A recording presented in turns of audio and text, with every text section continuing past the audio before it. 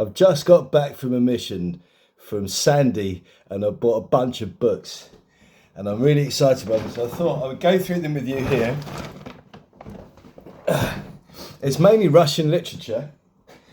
I've seen the titles of some of them on the Facebook Marketplace listing, but fucking hell, that's a bit excitable. But I haven't seen what's in all of them, and so I thought I'd go through them with you here and share them. Very excited. I paid a tenner for the lot. 10 quid for all these books. There's probably 15, 20 books here. Very, very excited. And the person I bought them off said, these could be used for like crafts or like, art projects or something. It's like, fucking no. Like, these are beautiful books and they should be read. I'm going to butcher a lot of these names, by the way, because, my Russian is fucking non-existent. But I know there's some Tolstoy in there, and I know Tolstoy, but a lot of these I don't. So this is by Nikolayeva. It's called Harvest. I don't know anything about Nikolayeva at all, or the book Harvest. Yeah, there we go. It's got a picture of, I don't know if that's Nikolayeva in the front there or not, I don't know. But anyway, that's Nikolayeva, and a page appears to have come out. Some sort of contents thing. Key Principal Characters of Harvest by Galina Nikolayeva. So, yeah, anyway, that'll be cool. Interested to read that. Next, we've got this looks interesting. It's by somebody called R. Osborne, and it's Freud and Marx. So that's an interesting one. I don't know if this is going to explain that Marx was a Marxist because he wanted to fuck his mum or something. I'm not quite sure, but yeah, there we go. Interesting. At any rate, I'm trying to figure out when this book was written. Does it say?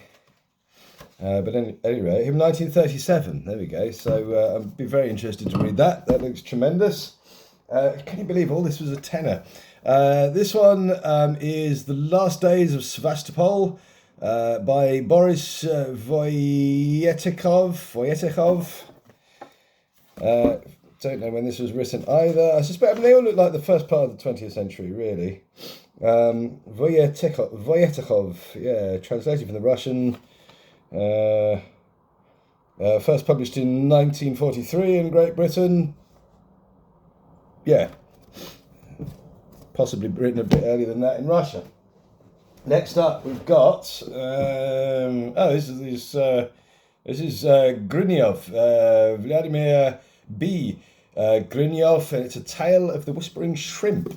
So look at that. None of these seem to have their dust jackets on, but at any rate, you can't really complain, can you, for a tenner? And this was stolen from the W.H. Smith and Son Library at some point. So that's pretty cool.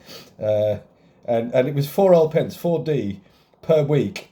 It was the day-by-day fee if you didn't bring your fucking book back. This was 1955, so I don't know what 4 old pence per week since 1955 is, but I hope they don't catch up with me because they'll be after me for that. Right, next up, this one looks a little bit mouldy, to be fair. It's not seen its best days. It's not seen its best days, but I've rescued it, and that's the main thing. What's this in here as well? Hutchinson International Authors. Oh, this is cool. Oh, this is the dust jacket, right. Is this the dust jacket for this? Oh, it is. It's got its dust jacket. It was just folded up inside. Oh, that's tremendous. All right. Well, that's one with its dust jacket. Anyway, that's tremendous. What's a lovely thing. Right. This is Forthcoming, Literature and Life, a selection of the writings of Maxim Gorky. There we go. Right. Coming to you soon in 1932 or something. When did this come out? 1946. There we go. So in 1946, look out for Maxim Gorky. See if I can find that. But look, actually, it was a bit mouldy and it's got its dust jacket inside. So how wonderful is that? Right, next up, we've got... this is a Tolstoy one. So Sevastopol and Other Stories by Tolstoy. This one looks a little bit older. It's certainly fucked a little bit looking, but it looks like it's an older edition. First issued in this cheap form by Methuen and Company in 1912. And this 5th edition was from 1919. So the First World War had just finished when this came out by Tolstoy. And of course, in Russia, they just fucked off poor old Nicholas, didn't they? I say poor old Nicholas, he was a bit of a cunt, but anyway, what can you do? A study in forgery, this one is called by Scaevola. So, there we go, a study in forgery. Wow, that looks cool. Everybody wants it. This has been stolen from that same library, look. But this was a bit earlier, because the fine was three old pence for up to 4 days, and then a penny thereafter. 1 old pence, 1d. This is a little bit earlier. It says perhaps, 1920s or something. When was this published? I'm sure it'll say. Anyway, if it doesn't really matter, because I'm looking forward to studying some forgery. Excellent. Right, what else have we got in here?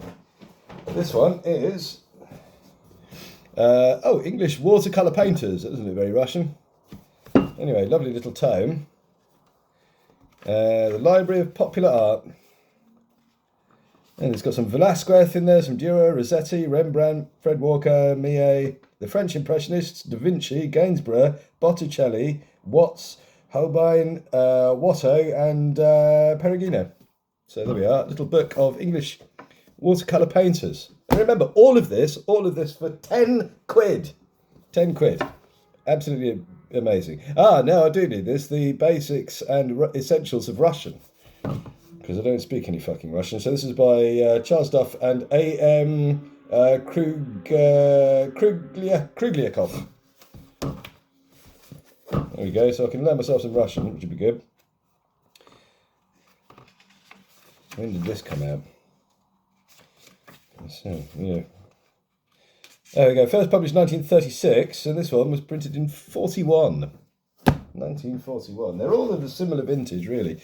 Sort of early to mid 20th century. I didn't even tell you what this was. This is Pavel Bylin. I don't know anything about this. A story about one big family. And this came out in 1952. Well, this translation came out in 1952. Interesting. There we go. I'm so happy all of these are actually in English, by the way. That does make a big difference. Otherwise, I'd have to really struggle to get a grips on the basics and essentials of Russian before I got into these.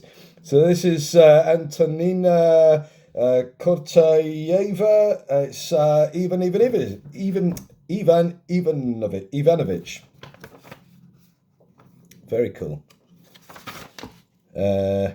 And this one, the Stalin Prize in 1949. So there we go. So Stalin liked this. Or at least the people that were awarding his prize did. What a lovely thing. So that was in 1949. This was published in 1952. 1952. There you go. We've got the translation pages, the English one and the Russian one. That's rather nice, isn't it? How wonderful. Yeah, very cool. Very cool. What's this? This isn't a book. It's easy with EvoStick. Impact household adhesive. some bit of junk mail from probably the 1950s, I suppose. The big advantages of EvoStick: household adhesive, bonds on impact, no sustained pressure required. Officially recommended by De La Rue for bonding Formica. There we go. So if you are in the 1950s and you have some Formica, you can get yourself some EvoStick and sort your right out. Right, so documents and materials relating to the eve of the Second World War, Volume 1, November 1937 to 1938. So this is cool. This is like the sort of documenting the start of the First World War. First published in Moscow in 1948. So this is only published a couple of years after the war was over, but it's documenting the sort of first parts of it. And it was published by the Ministry of Foreign Affairs of the USSR. So there we go. So this is what the Ministry of Foreign Affairs of the USSR thought about why the war started in the early days. That's fascinating. What a fascinating thing. Wow, what a time capsule that is. I'm really interested to read that. The Important Pictures of the Louvre by Florence Hayward. There we go, some more art. So whoever these came from originally, if they were all in the same collection, they were really interested in Russian history and World War II and old paintings, which is kind of nice because I like those things too. This was first published in 1927, and this fourth edition came out in 1930. And it's in memory of the author's mother, Florence Hayward, who, because of her courage through years of suffering, Her stimulating sympathy and rare discrimination was ever an inspiration. Isn't that sweet? Isn't that sweet? Right, so getting towards the end of it now, we've got some Russian short stories published by Faber and Faber. And who've we got in this? Does it say who the stories are all by? Oh, here we go. Okay, we've got Pushkin in there, Gogol, Lermontov, Gurgenev, Dostoevsky, Tolstoy, Lyeskov. Gosh, I'm so sorry to anybody that speaks Russian. Me butchering my way through all these words and names. Chekhov is in there. Some of these I know, a lot of these I don't. Sologub, Gorky is in there. I've seen one of his books in here. Kuprin, Bunin, Andreev, Prishvin, Sergei Tsensky, Babel, Ivanov, Katiev, and Leonov. All stories by a lot of wonderful, wonderful authors in there. Some I know. I mean, Dostoevsky and Tolstoy and people I know, obviously, but there's a lot in there I don't know. So it'd be interesting to see those. There's another Tolstoy in here, My Youth.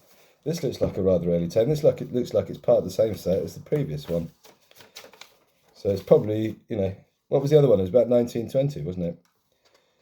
I don't know if this has got a publishing date. It probably has somewhere, and I've missed it.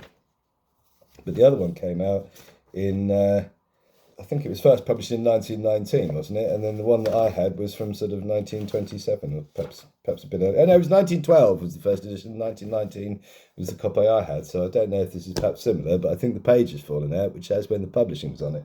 Right, so we're down to our last three here. So what have we got here? A little tome, which I can't read on the back of there. I think it says Tolstoy on it. What does that say? Does it say 23 Tales? What does it say on it? It's rather one-off. 23 Tales by Tolstoy, yeah. When did this come out? It looks again like it was part maybe of the same series. It's okay, so that's about Leo. It's about Leo himself, says he was born in 1828. When did the book come out? Well, there's a foreword that was written in 1986.